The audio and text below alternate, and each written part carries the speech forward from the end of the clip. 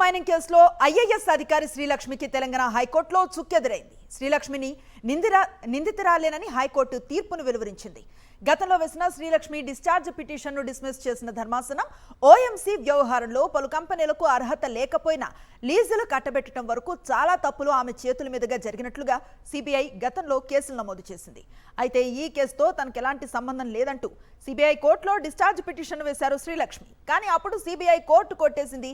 అదే పిటిషన్ హైకోర్టులో వేయగా 2022లో ఆమెకు కేసు నుంచి డిశ్చార్జ్ వేసింది ధర్మాసనం. దీంతో హైకోర్టు తాము చూపించిన ఆధారాలను పరిగణలోకి తీసుకోకుండా డిశ్చార్జ్ చేశారని సిబిఐ సుప్రీంకోర్టులో పిటిషన్ వేసింది.